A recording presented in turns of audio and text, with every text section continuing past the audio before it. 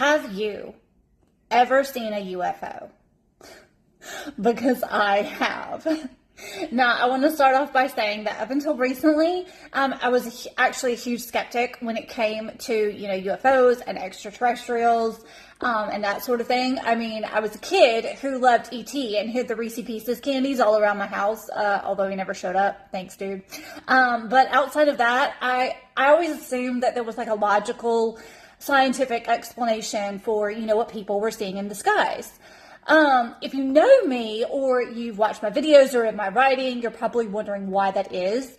And I get that because I am a firm believer that myths and folklore and legends and fairy tales come from an original historical seed, be it big or small. Not to mention that I've had no shortage of cryptid encounters in my life. I have had encounters with Bigfoot where I found footprints and hair and had rocks thrown at me. I have seen what I firmly believe was the Ultima Haha and the Loch Ness Monster. I've experienced vampiric activity firsthand, and I have also seen a werewolf, or at least a very large wolf in an area where there should not have been any wolves at the time. Not to mention I've had plenty of supernatural and ghostly encounters, but never UFOs. Or anything UFO related. Plus, let's be honest, outside of eyewitness accounts, there is a lot more hard evidence to support, the existence of a large hairy hominid living in the woods undetected than there is, say, visitors from outer space. And okay, I know a lot of people would argue that it's been covered up or they're too smart to leave any physical evidence. And I get that space is vast and most of it is still unexplored and yada, yada, yada. But that one was just very hard for me to buy into until now. Sorry that I look all a hot mess, by the way, but I just got back from my run and I had to make this video right away because I was listening to that podcast that I like, the Spooky Scary Storytime. And I've been waiting for this military compilation series that she's been promising because I was hoping for my research for this that she would throw in some UFO stuff, which she did. And she mentioned something that I did not know, that they just released these UFO files to the public. And so I went down, that rabbit hole and added it to my research and whatever. And then I was like, oh my God. But I think it is so crazy that it is happening right now because this year in 2026, from January until now, and it's May, it's the second week of May when I'm recording this, I have had three UFO sightings, one right after the other. And I mean, it just blows my mind. And I've got to say, I get it now, okay? I get what people are all about because I have absolutely no idea what I saw. It's not explainable, okay? And I'm going to tell you about them really quick. Okay, so the first one happened when I went hiking back in March. And I was driving home south from Atlanta. So I was about in the Griffin area, near one of those exits, which there's multiple if you're not super familiar with the area. And I want to say I was right in the middle somewhere. Now traffic was super bad this day, even worse than it normally is. And if you know Atlanta traffic at all, you know that it is notoriously horrible. But this day, I'm not even going 5 miles an hour. It is bumper to bumper, y'all. The weather was nice, so I had my windows down. It was clear skies, and it's later in the day, evening, but not quite dusk, so it's still light outside. But I'm bored, I'm looking around, I'm listening to the radio, and I just happened to turn my head and look out the window, and this stand of trees is over to the left, so I looked that way, and that's when I saw these 3 floating, silvery, white disc things, just hovering in the sky, plain as day. And because I was pretty much sitting in traffic at this point, not moving, I had plenty of time to examine them.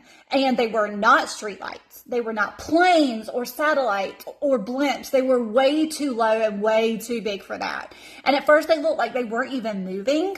So my first rational thought once I got over the initial shock was, okay, maybe it's like one of those car lot balloons or something, and it's illuminated by a light behind it or beneath it that I can't see. But they weren't balloons because there was no car lot there, no nothing, and they weren't blinking or flashing. So I know they weren't a cell phone tower or a drone or anything like that. Plus, there was nothing attached to them, like no legs or poles or anything. And so I realized after a minute or two of watching them, because now I can't look away, I'm trying to figure out what the heck I'm seeing. They are moving just very slowly in this diagonal line, going 1, 2, 3. So each one's a little higher than the others, like they're following each other almost. So from right to left, they were traveling in an upward diagonal line. And I watched these things for several minutes until finally they started to go behind the trees one at a time. Traffic starts creeping again, and I'm looking in the rearview mirror now, waiting for these things to come back out. Only they never do. And even after the trees cleared and I had an unobstructed view of that sky and should have been able to see them if they were an inanimate object, they weren't there. They were gone. They were just gone. So that was the first one. And I'm driving home the rest of the way like, what did I just see? Because I had no idea. But eventually, I calmed down and was just kind of like, okay, saw a UFO, an unidentified flying object, great, whatever. And after that, about a few weeks pass and things are normal. And I'm leaving my house one morning for work. I'm backing down the driveway and I look up in the sky because I do my prayers in the morning. Like when I'm leaving home, that's when I have my prayer time and talk to God and everything.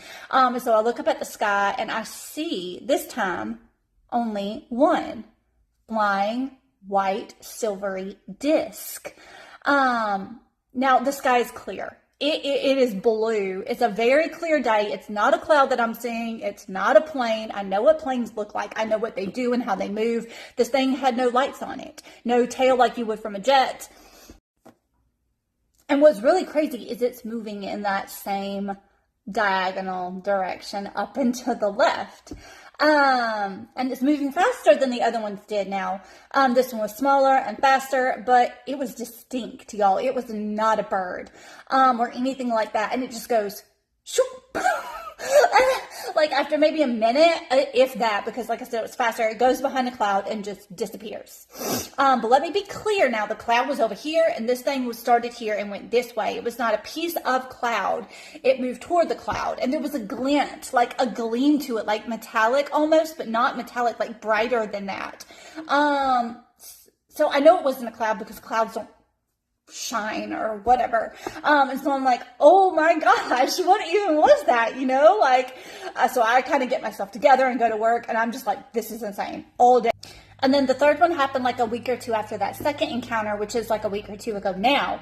I was driving on the highway, going to a local park that's one town over from where I live to do my running and walking because, I wanted to be in nature that day. And I happened to look up again as I'm coming down this hill and there is that same silvery white disc as I saw at my house. Okay, it's fine. The smaller, faster one. Only this time it is moving in a right diagonal. And it's flying just like this. Just like this. As clear as can be. And I'm just like, what is going on right now? What is going on? So I watch it until it finally disappears behind a cloud. And this time I'm sure it doesn't come out again because this stretch of highway goes on for miles in the same direction. And I have a clear view of the sky where it was the whole time. I'm telling you guys, the spherical shape, it was there. And so now I'm like, what is this? What is going on? I am 40. I have lived 40 years of my life and I have never seen anything like this, ever. I've seen planes, I've seen birds, satellites, falling stars, shooting stars. I've seen all kinds of things, drones, everything. So what is this? And of course I didn't get any pictures because every time I see these things, I'm in the car and I'm driving. And so it's not like I could just pull out my phone in the middle of the road because Georgia has a hands-free law. Honestly, even if I wasn't driving, it probably wouldn't have even registered to me to grab my phone because I was just stunned. Like, y'all, I was just floored. I was just in awe, just like watching these things and trying to figure out what the heck it was I was seeing. And I really can't explain it. I can't. I don't know what I saw. I did look online to see if I could find similar photos to kind of give you an idea of what I saw. And I found this one, which has the same shape. It's black and white, so you don't really get the full silvery white gleam that I saw. And it's a lot bigger, but the similarities are pretty close. And so naturally, I have been researching this like crazy since my third sighting. And I was actually blown away by how much mythological and archaeological evidence exists to support the belief in some sort of supernatural being from another world or realm or whatever you want to call it. Obviously, it's no surprise that probably the most well-known of these does come to us from archaeology. In Egypt, you have the pyramids, structures which still defy our understanding from an engineering standpoint as to how exactly they were built, and the famous helicopter hieroglyphics in the temple of Pharaoh Seti I, which depict what looks eerily like modern airplanes and a helicopter, maybe a submarine. Although some archaeologists do argue that they're actually the result of what's called palimpsest, which is where new symbols were carved of the old ones from dynasty to dynasty, which ends up making the original picture look like something it's not intended to be. In Peru, of course, you have the Nazcalans, which are those enormous geoglyphs in the sand that most likely were used as either a solar calendar or for some kind of ritual involving rain, and are only fully visible from either high up on a hill or up in the air, leading to the very popular theory that they were made by or made to communicate with extraterrestrial beings. And now one of the most famous of these lines is called The Astronaut, which bears an uncanny resemblance to a beloved Steven Spielberg character. And then in Great Britain, of course, you have Stonehenge, which is massive stone circles arranged to align with the solstice sun that are most commonly believed to have been a center for, ritual, pilgrimage, or healing. And now Megan Fox, whom I love, did an episode on the effect that the vibrations in these stones, specifically the blue stones, has on the human brain in her TV show Legends of the Lost. And the results were insane. If you have not watched it, you totally should.